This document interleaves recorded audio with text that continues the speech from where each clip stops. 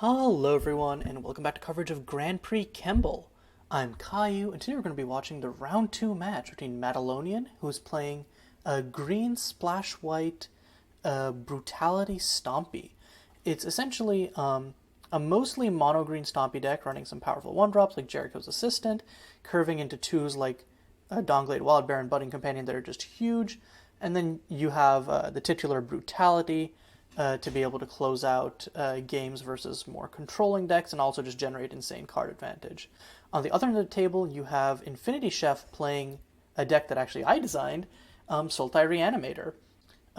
Mattelonian has a pretty strong aggressive start. Again, you go to turn 1 Jericho's Assistant. You play the Budding Companion here first so that you can, because you need to grow the experience as early as possible.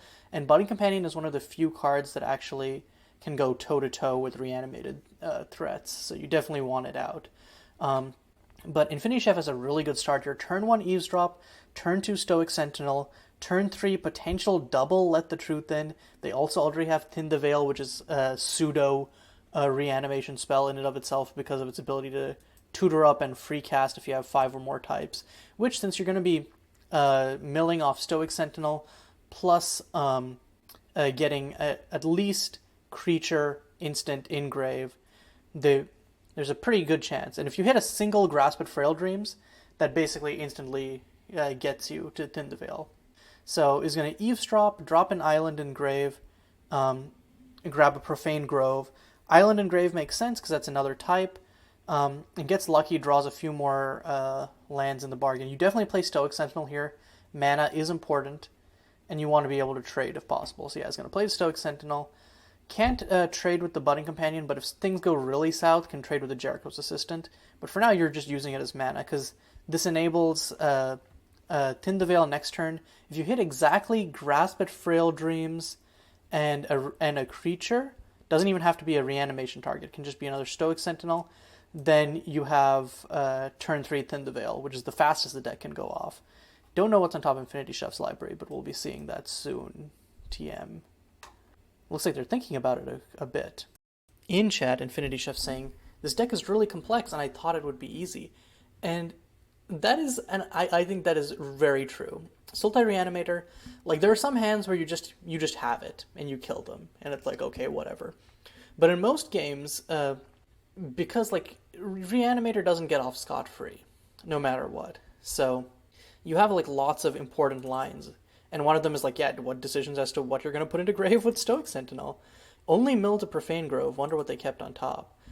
But yeah, there's so many like little lines where you're like, is that the right thing? I'm not sure. What it could be is, could have left a reanimation target on top, and then is planning to double Let the Truth In next turn. But yeah, again, this clock that Matt is putting on is not giving Chef a lot of time. I mean, turn 3 swinging for 5, pretty not bad. And then Matt is definitely going to main 2. You drop the Luxurious Estate, drop 2 more Dawnglade Wildbears. That's threatening 14 damage. That's actually threatening lethal next turn, because you have 14 damage off the board, and then you have Protective Detective to buff something. So Matt could potentially have a turn 4 kill here. Oh wait, no, sorry. Never mind. It is Matt's turn 3. I missed that. Yeah. I completely lost track of turns. So, yeah, so Matt won't be actually able to play a double Wildbear, but still has a potential to kill on turn 5, which is pretty good. Is going to Thin the Veil for 2. Whoa. That's really interesting to me. I guess Thin the Veil for 2. Thin the Veil, but you don't free cast anything, and you grab Coke Soul? I think that's the line that Chef's going for. I actually think that's kind of a mistake. The reason being, I think you want to be able to block next turn with Stoic Sentinel in some capacity. And I think that you would much prefer Let the Truth In on your turn, just to draw into some other stuff. If you hit Grasp at Frail Dreams and you just hard cast that this turn, and then you get ready for a Thin the Veil next turn. If you don't, then you can just hold up the second Let the Truth In to sacrifice Stoic Sentinel after blocking. Doesn't matter if it doesn't trade, you saved yourself like 4 damage by blocking a Budding Companion. So I think that the thin line, I can see why Chef is making it, but I don't agree. Oh, interesting. Is going to actually just cast the Grasp at Frail Dreams um, with Thin the Veil. And the problem is this isn't guaranteed to give you the full 5 types for Thin the Veil, because if you don't hit a reanimation target or just a creature in your, okay, it doesn't really have to be okay. Hits Ashen Progenitor, so not punished, but that could have gone very badly. Now let's see. Ooh, Event Horizon on the Dork doesn't actually change much, but um, yeah, I think you play Luxurious Estate, play Dawnglade Wild Bear, you play Protective Detective actually, uh, just and then you can bounce it with Wild Bear because then it's just free damage. It's essentially giving the Protective Detective dash, the way if you do it that way. Yeah, and that's a potential turn 5 kill. Of course, Chef does have the tools to reanimate something next turn, which is an issue. The problem is if Chef just reanimates Ashen Progenitor, not that big a deal because then Matt untaps and gets an 8/6 trample because that's what Venusaur is right here. Yeah, reach trample. So, and then also the Dawnglade Wild Bears have trample. So like, needs to Thin the Veil, Coax Soul, and then hope to hit. I mean, even Tyrant of Tributes, the Matt can sack all the lands and then swing in for potentially lethal. Okay, Matt, interesting. Is just going to attack. I think you need a Protective Detective here. No, isn't going to. Okay, so then you just replay the planes, play Dawnglade Wildbear. You have Event Horizon up. Though I think you just play Event Horizon right now to kill the Stoic Sentinel to deny Chef mana. You don't want them to untap with the Stoic Sentinel. So yeah, I'm not completely sold on this line from Matt, but there's nothing egregious about it. So yeah, he's gonna Event Horizon the Stoic Sentinel. Chef has the Profane Grove in hand, but forcing Chef to lose 2 life here is actually so big, in terms of how much damage can my Tramplers get through. And Matt does have an extra land play, right? No, Matt doesn't. Oh, Matt definitely misplayed right here. Matt should have played something main 1 before bouncing the land. That could actually come back to bite, especially if it's a Dawnglade Wildbear. And yeah, so now InfinityChef has Thin the Veil, and is going to free cast Coax Soul. 1 card combo, here I come. If this mills, so mills, Swamp, Clearwater Grotto, Thin the Veil, Ghost Warden's Claim, full whiff, 3 lands, Ghost Warden's Claims, Thin the Veil, can get back the Ashen Progenitor. And yeah, InfinityChef just has to concede right there. That was a tight game with both players, like, again, it was just a race to see how fast Chef could reanimate, and in the end, wasn't able to get a relevant thing. And the problem is, yeah, did have the Tyrant of Tributes in hand and the Let the Truth Ins. I think just got maybe not greedy, but I think maybe misevaluated some of their options, some of the options available. But yeah, okay. Getting into game 2. So for InfinityChef out the side, I think you bring in 3 Feast of the Crows, 4 Crucify, 1 Conspicuous Homicide, out 3 Eavesdrop first. I think you can out 4 Let the Truth In, and then I think you also out the Ghost Warden's Claim. I think you just out all of the instants to bring in Feast of the Crows, Crucify, Conspicuous Homicide. Meanwhile, on Matt's side, you bring in 2 Fogspear, 4 Henry, 4 Cyber's Clan Arbiter. You take out the 3 Event Horizons. This is definitely not a Brutality matchup, so you take out that. So that gets you, and then you need another playset to take out, which I think you take out Fox Agency Operators for a longer game, so you take that out. And then you take out, I would take out 2 Protected Detective. They're fine, but like, your opponent isn't really playing to the board enough for Protected Detective to actually matter much. So that's what I would do if I was sideboarding here. Bring in Hate Bears, and then side out some of your grindier anti-creature matchup cards. And we're getting into game 2. Matt with the double Cyber's Clan Arbiter hand. This could be brutal, and has a turn 1 rat as well. Chef gonna drop Stoic Sentinel. So now Matt drops Cyber's Clan Arbiter. You probably just name Thin the Veil, make it 6 mana, and that becomes really painful. Ooh, and interesting. Chef is going to mill both Chikyu Champion and Let the Truth In. And I think that this is actually a reasonably interesting and good play, and also interestingly kept to Let the Truth In.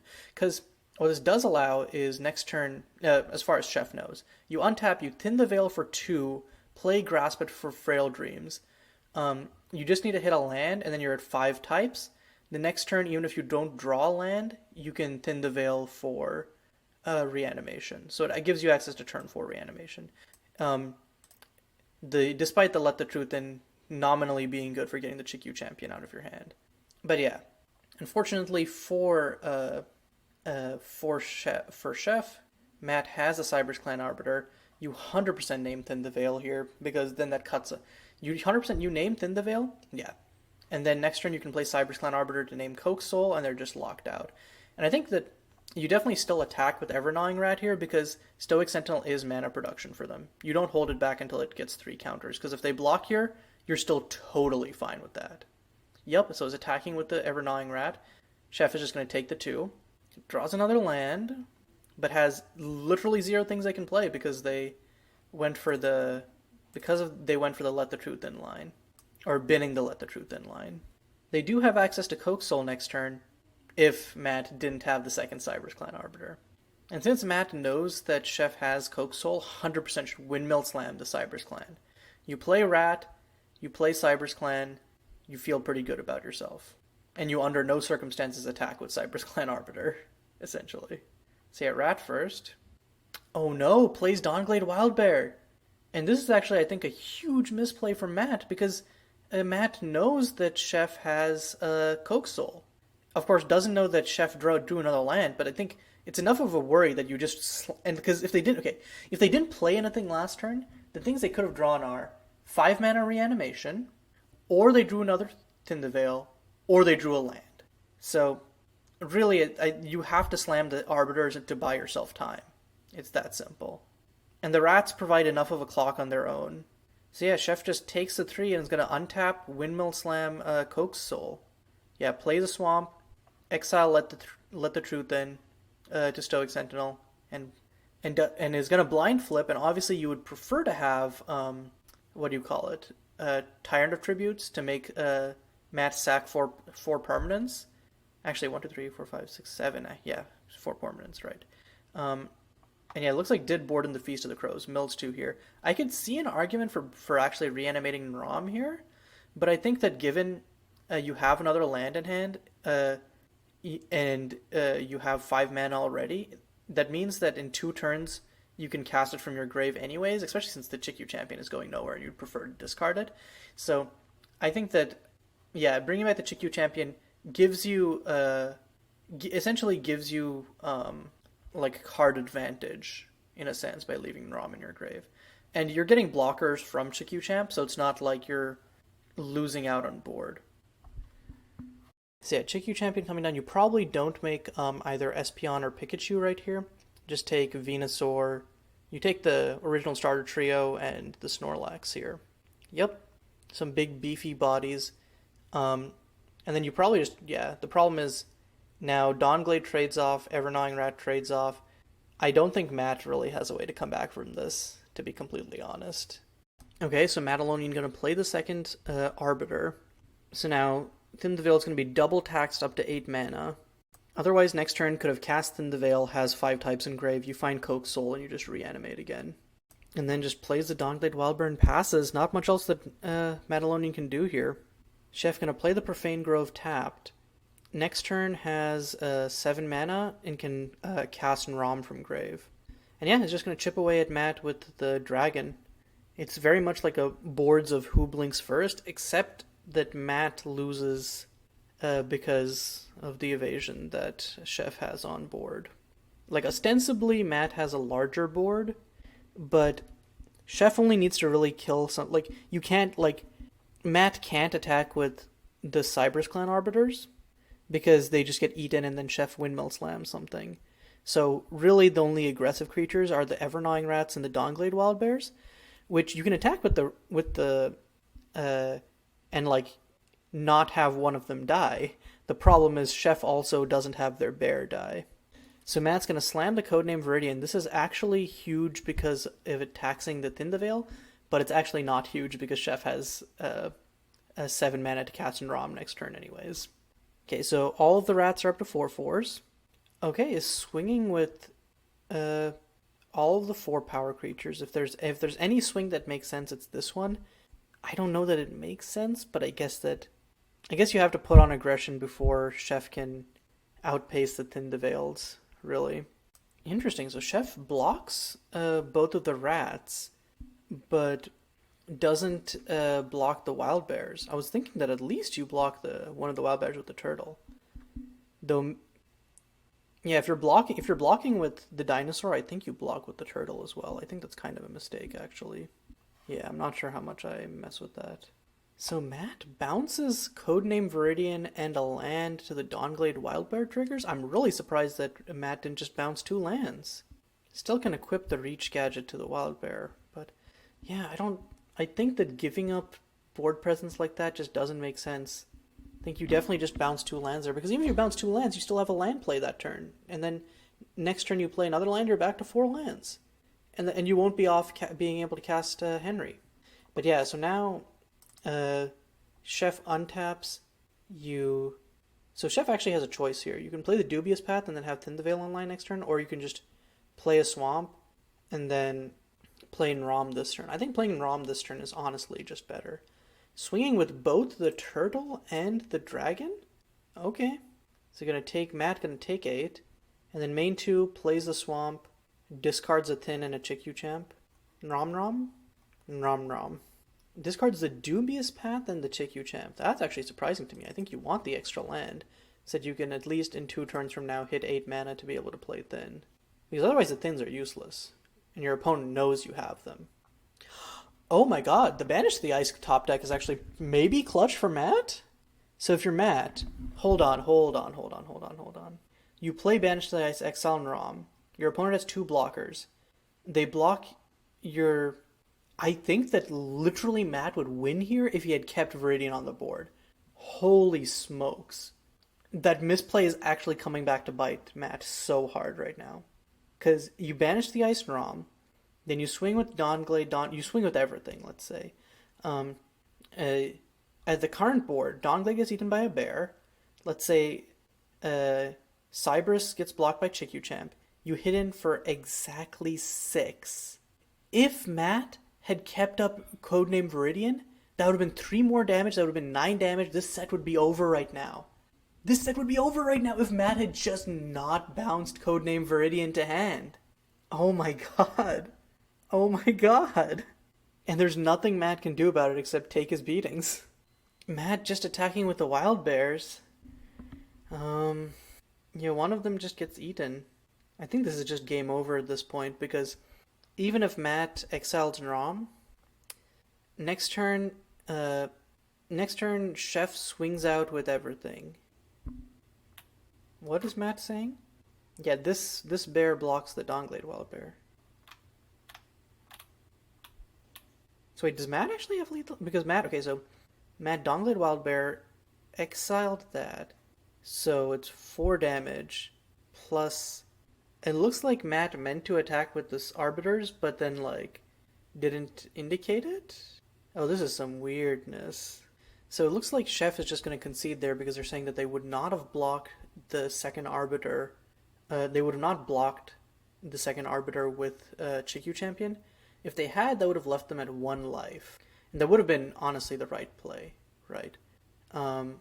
But without that, Chef is going to go down 0-2 to Mattelonian, and with that is actually out of the tournament, unfortunately. So 1 Reanimator deck down. Meanwhile, Mattelonian on Green-White Brutality is still kicking. He's going to have an uphill battle, but if they win their next 2 rounds, can still make top cut. But yeah, good games all around, and until next time, this is going to be Caillou signing off.